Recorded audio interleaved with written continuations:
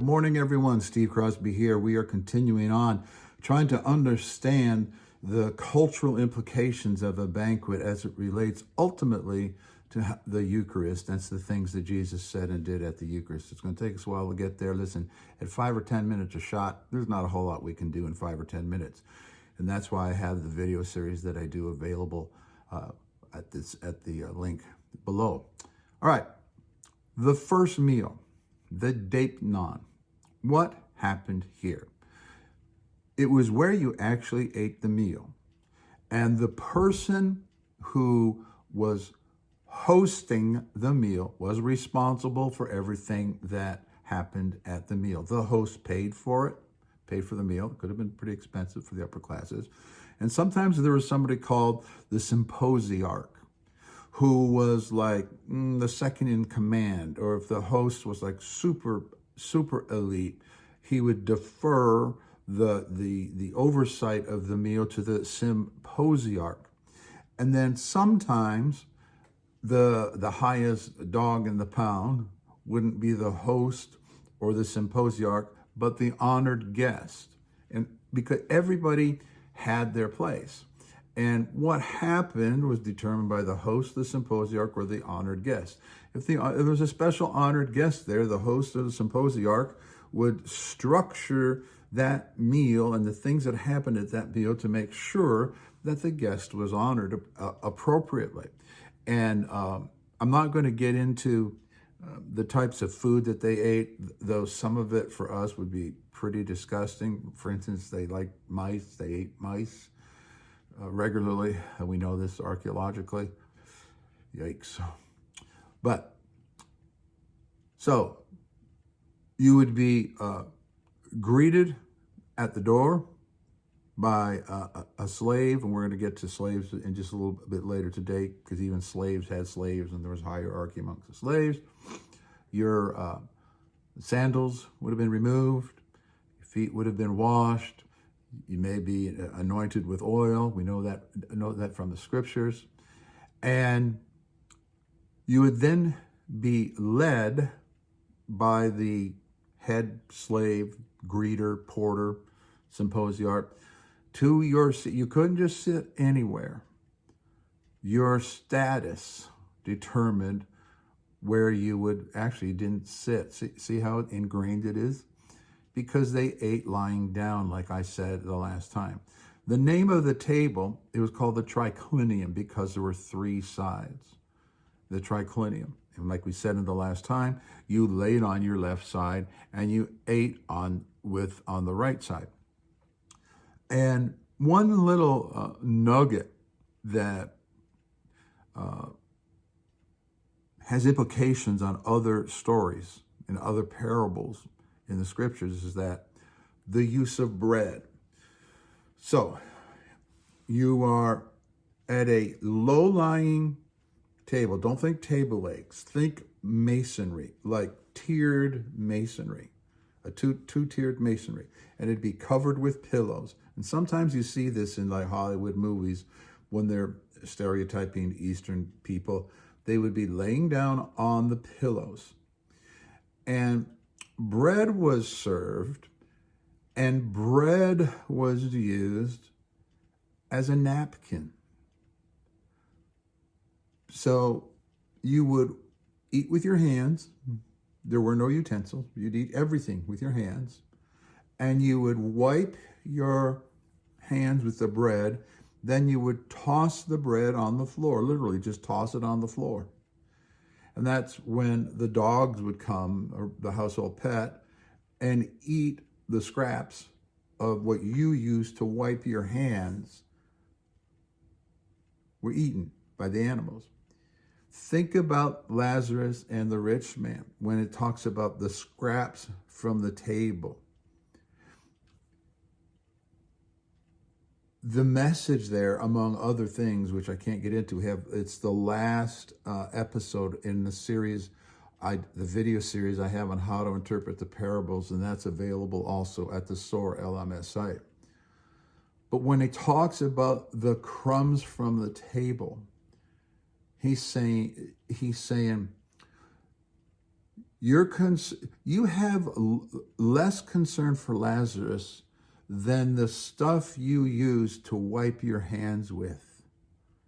Lazarus is worth less than a napkin to you. Something that you would throw away and you'd give to the dogs. You don't even consider for Lazarus. You won't even let him eat something that you've wiped your hands with. I'm not going to go too far into that parable today because it's available elsewhere in other resources. But when we read that parable, we don't get the level of outrage and offense and disgust at the behavior of that wealthy person who is disregarding Lazarus. So you're reclining until Augustus, roughly Augustus' time. A wife would sit with her husband, but she would not lie down next to her husband. And a woman would never say anything. Never say anything. Slaves and women would have had little benches on the perimeter of the room. And that's where they would have sat. There would have been chairs, but like a little bench, not like a four-legged chair thing. Like I said, four-legged chair thing, that's 4th century. But one thing's for sure, they would never recline and they would never speak.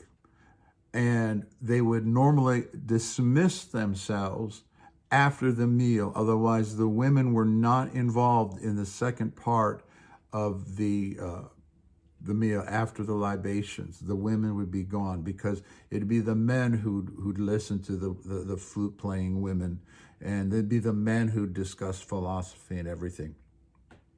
So you can even see some of that residual in some of Paul's comments other places in the scriptures. So after the host had personally delivered the invitations, either himself or sent a servant out to do it, to free men, we mentioned that only free men could recline. They would have the food brought in,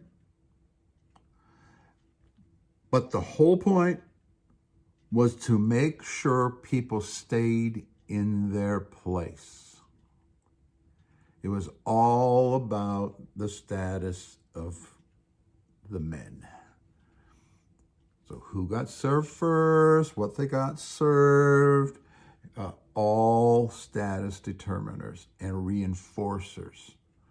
Stay in your place, because doing so keeps the fabric of society together. It keeps things functioning the way it should. This meal is a stamp of Roman society itself. Now, something else that would happen, I mentioned this in one of the other episodes too, is, remember I said how Caesar would send in spies sometimes? There were 3 types of people who would, for lack of a better term, in our world, crash the party. There'd be people who would just skip the first part of the banquet together. They wouldn't attend the Deipnon. They would just show up late. And then there were people called the Epicletes. And they were those that the host had invited, someone that they brought along. And problems can arise because now you're the host, you weren't planning on that person, and now what kind of status are you going to give that person? And so sometimes conflicts could arise about who's going to sit where. Lord, when you come in your kingdom, who is going to be seated or recline on your right hand?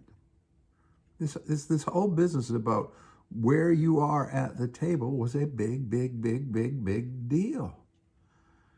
Because if you're going to make room for that uninvited guest, somebody else is going to move. And if they move up, do they move down? And you can see how conflicts could arise and how a report could get back to Caesar. And then there are the actual literal party crashers. They would be the folks who, because this would normally happen in a large atrium or an open air dining room where passers-by could hear what's going on, and they would just crash the party. And they would be the people, that would be where Caesar or his henchmen would send people to just try to get in or stand outside and listen to what's going on, and then, run back to Caesar with a report. All right, so that's it for this episode. We're going to come back. The next one, we'll talk about slaves and some other things in the next one. See you next time.